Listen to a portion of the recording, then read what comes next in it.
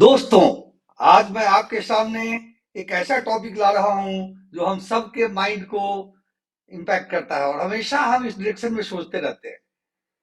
Normally लोग ऐसा पूछते हैं कि हम स्टॉक को सेल कब करें। इस चैनल में हम लॉन्ग टर्म इन्वेस्टमेंट की बात कर रहे हैं।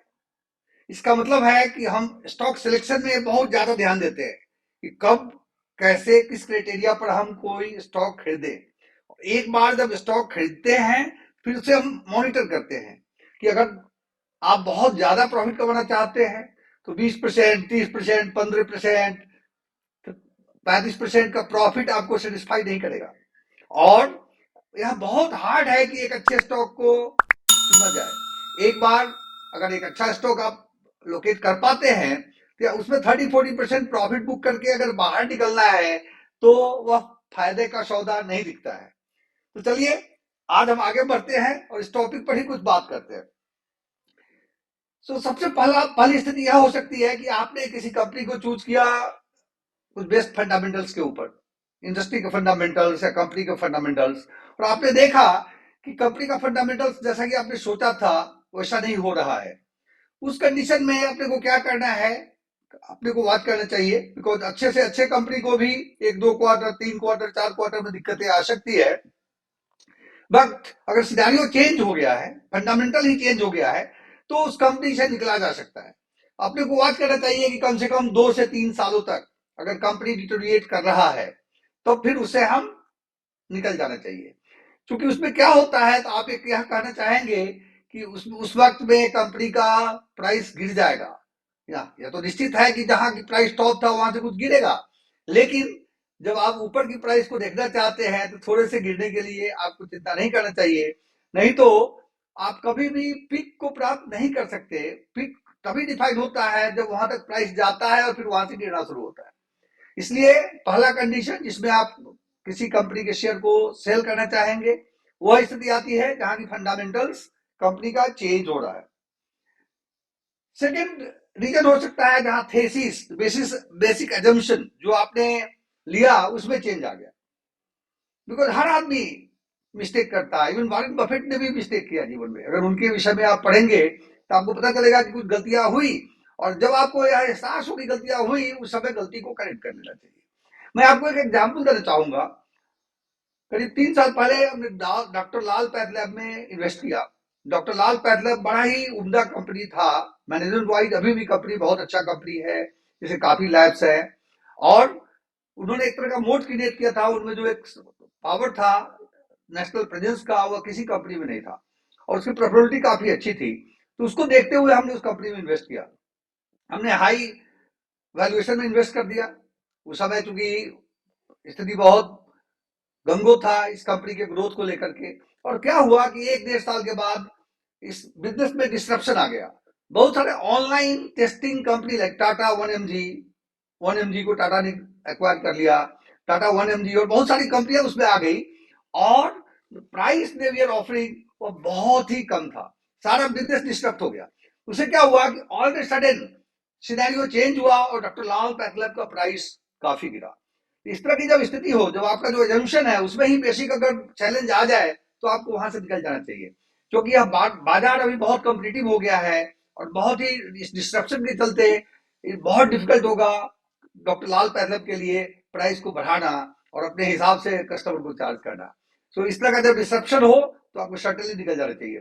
तीसरी कंडीशन हो सकता है कि कई कंपनियों में क्या होता है कि आप कंपनी में इन्वेस्ट किया, कंपनी का ग्रोथ अच्छा है, काफी अच्छा चल रहा है, और मैनेजमेंट के ऊपर, इंटीग्रिटी के ऊपर कुछ क्वेश्चन आता है। मुझे एक स्थिति याद आ रही है जिसमें हमने लक्स इंडस्ट्रीज में इन्वेस्ट किया। लक्स काफी अच्छा कर रहा था, करीब 30-40% का ग्रोथ हो चुका था और लॉन्ग टर्म प्रोस्पेक्ट काफी अच्छा दिख रहा था। उसके बाद सेबी ने लक्स इंडस्ट्रीज के ऊपर एक इनसाइडर ट्रेडिंग का केस डाला।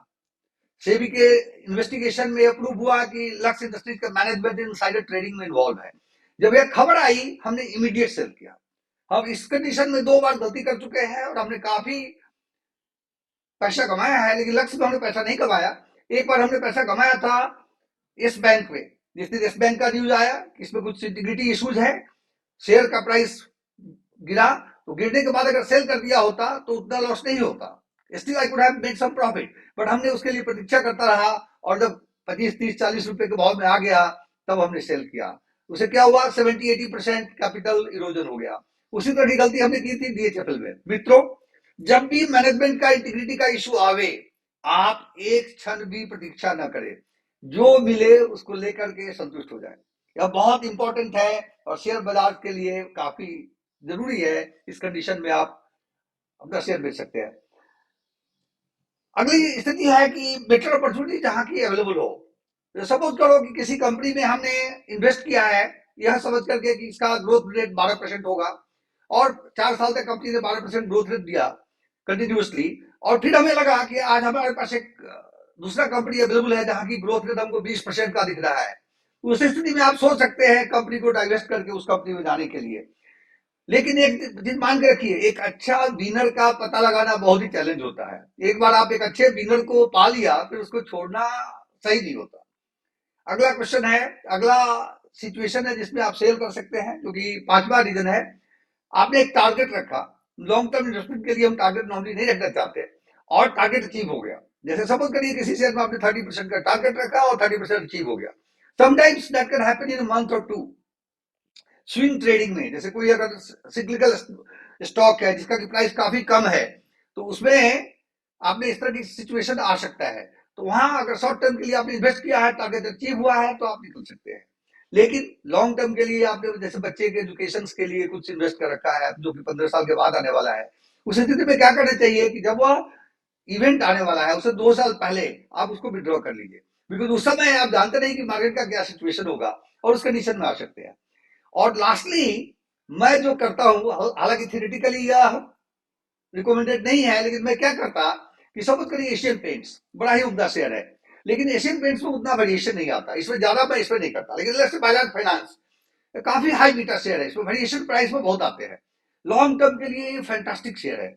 इसमें क्या करते हैं, जैसे सपोज करो कि आपने 1 लाख का इन्वेस्टमेंट किया इस कंपनी में, और इसका कंपनी में आपने देखा कि भाई इसका पी काफी बढ़ गया, जो ये हिस्टोरिकल पी से ऊपर चल रहा है, वैल्यूएशन वाइज कंफर्टेबल नहीं है, और टेक्निकल चार्ट में भी यह अगर आपको लगता है कि यह ओवर बॉट जोन में है, तो उस केस में इसका पार्शियली में भी व्हाट आई डू इज कि जैसे सपोज 1 लाख का हमने खरीदा है, तो 25-30 हजार का हमने बेच दूंगा मैं, और जब फिर चार्ट से इसमें करेक्शन आएगा तो मैं 30 हजार के उसी पैसे में ज्यादा शेयर खरीद लूंगा। क्योंकि इसका इन्वेस्टमेंट मैंने लॉन्ग टर्म के लिए किया है, इसलिए कभी भी मैं पूरे स्टेक को नहीं बेचता। यही मैं जब रिपीट करता हूँ मिड टर्म लॉन्ग टर्म के साथ, तो वहां मैं 50-60% बेच करके फिर एक्वायर कर लेता हूँ। तो मैंने देखा है कि इस तरह की चीज को करने से आपका रिटर्न बढ़ जाता है, और ऑलमोस्ट 70-80% टाइम में आपको पॉजिटिव मिल जाती है, जिसमें आप लोअर प्राइस में उस शेयर को खरीद सकते हैं। तो दोस्तों, आज हमने कई सिचुएशन बताए जिसमें आप शेयर को बेचना चाहेंगे। उसमें पहला था कि अगर कंपनी का फंडामेंटल चेंज हो गया हो तो उस स्थिति में बेच सकते हैं। दूसरा, जो थेसिस और एजम्पशन जिसके आधार पर आपने इन्वेस्ट किया है उसमें चेंज हो गया हो, बेच सकते हैं। मैनेजमेंट की इंटीग्रिटी पर क्वेश्चन आ जाए, वहां आप उसको इमीडिएट बेच सकते हैं और बेचना ही चाहिए। यहाँ आपके पास कोई बेटर अपॉर्चुनिटीज है, उसको आप सोच के समझ के फिर वहां भी कर सकते हैं। और अगर आपने कोई टारगेट सेट किया है पर्टिकुलरली स्विंग ट्रेड्स के लिए, ताकि आप शॉर्ट टर्म के लिए या cyclical stock like cements, steel, in stock में अगर आप इन्वेस्ट करते हैं तो यहाँ पर टारगेट सेट कर सकते हैं, वहां आप निकल सकते हैं। और अगर लॉन्ग टर्म के लिए जो कि अपना मेन है, जो कंडीशन में काफी यूजफुल होता है, वहां अगर बेचना अगर चाहे भी तो पार्शियल ट्रेडिंग करिए, पूरा ट्रेडिंग नहीं करिए। मुझे लगता है कि आज का वीडियो आपको अच्छा लगा। आपको अगर ये वीडियो अच्छा लगे तो जरूर लाइक करें और इसको मित्रों तक, अपने मित्रों तक इस वीडियो को पहुंचाएं और उनको इंकरेज करें इस चैनल को सब्सक्राइब करने के लिए। आपके उपस्थिति के लिए मैं आपको धन्यवाद ज्ञापन करता हूं और आशा रखता हूं कि आपसे जल्द ही मिलेंगे। Thank you so much and have a great day.